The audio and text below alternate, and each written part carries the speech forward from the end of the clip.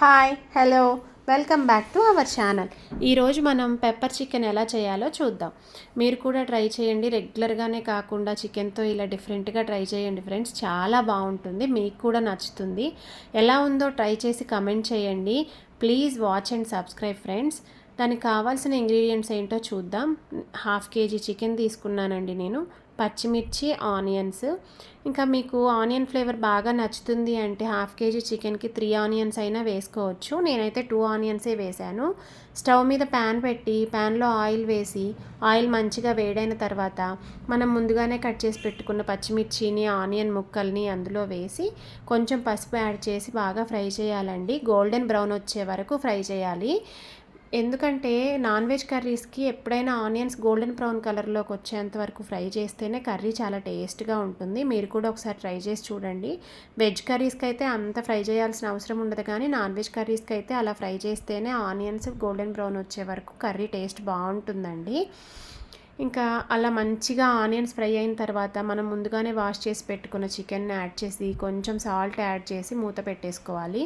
మనం salt add చేయడం వల్ల కర్రీలో ఉన్న వాటర్ అంతా బయటకు వచ్చి చికెన్ 70 to 80% ఆ వాటర్తోనే కుక్ అయిపోతుంది.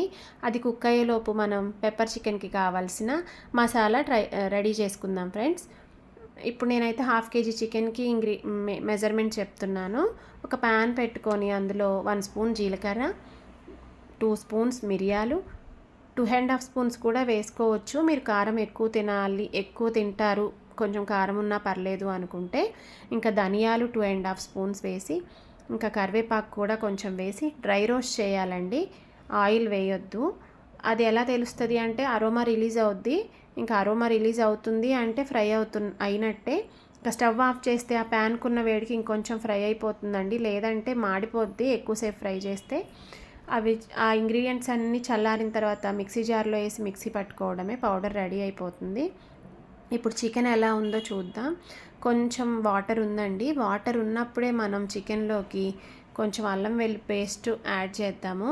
ఎందుకంటే అల్లం వెల్లుల్లి పేస్ట్ కొంచెం ముందుగా యాడ్ చేయకుండా వాటర్ మొత్తం డ్రై అయిన తర్వాత యాడ్ చేస్తే అడుగంటిపోతుందండి, కింద ప్యాన్కి అంటుకొని పోతుంది. వాటర్లో వేస్తే ఏంటంటే వాటర్తో పాటు చికెన్తో పాటు అల్లం వెల్లుల్లి పేస్ట్ కూడా పచ్చివాసన పోయే అంతగా మంచిగా కుక్ అయి ఫ్రై అవుతుంది. అందుకని కొంచెం వాటర్ చికెన్లో ఉన్నప్పుడే అల్లం వెల్లుల్లి పేస్ట్ వేసుకోవాలి. దీని తర్వాత మనం ముందుగానే రెడీ చేసి పెట్టుకున్న వాటర్ మొత్తం డ్రై అయిపోయిన తర్వాత మనం ముందుగానే రెడీ చేసి పెట్టుకున్న పౌడర్ని యాడ్ చేయాలి చికెన్కి బాగా పట్టేలా కలపాలండి. పెప్పర్ చికెన్ ట్రై చేసి చూడండి ఫ్రెండ్స్. రైనీ సీజన్లో పిల్లలకి మిరియాలు అవి చాలా బాగుంటుంది కదా, జలుబులకి దగ్గులకి. ఇలా చికెన్తో పాటు మిరియాలు కూడా యాడ్ చేయడం వల్ల మనకి కొంచెం గొంతు అది కూడా రిలీఫ్ అవుతుంది. ఒకసారి ట్రై చేయండి. అది చికెన్కి మంచిగా పట్టే వరకు ఫ్రై అయిన తర్వాత ఇప్పుడు వాటర్ యాడ్ చేయాలండి. ఇందాక 80% వరకే కుక్ అయింది కదా, ఈ వాటర్ యాడ్ చేయడం వల్ల మిగతా 20% కూడా కుక్ అవుతుంది. వాటర్ ఎక్కువగా అవసరమేమి ఉండదండి. ఒక 1/2 గ్లాస్ వాటర్ 1/2 kg చికెన్కి, 1/2 గ్లాస్ కాదు, టీ గ్లాస్ వాటర్ సరిపోతుంది. ఇంకా అంతగా ఇంకొంచెం ఫ్రై అవ్వాలి, అంతగా బాగా ఉడకలేదు అంటే ఇంకొంచెం వాటర్ యాడ్ చేసుకోండి. నాకు తెలిసి అయితే 1 టీ గ్లాస్ వాటర్ సరిపోతుంది. ఇంకా మంచిగా ఆ వాటర్ అంతా ఇనికిపోయే వరకు ఫ్రై చేయాలి. ఈలోపు దానికి ఇంకొంచెం ఒకటి యాడ్ చేద్దామండి. యాడ్ చేస్తే టేస్ట్ ఇంకా బాగా ఉంటుంది. ప్యాన్ పెట్టుకొని కొంచెం 1 and 2 టేబుల్ స్పూన్ ఆయిల్ వేసుకొని అందులో పచ్చిమిర్చి, ఇంకా కరివేపాకు, క్యాష్యూస్ ఉంటే క్యాష్యూస్ వేసుకొని ఫ్రై చేసుకొని అది చికెన్కి యాడ్ చేయండి. కర్రీకి చాలా బాగుంటుంది. ఇంకా కొత్తిమీర, పుదీనా కూడా వేసి మంచిగా కలపండి. మీరు చికెన్ కర్రీకి తాలింపు తీసుకుపోయి వేయడం వల్ల చాలా టేస్ట్ వస్తుందండి.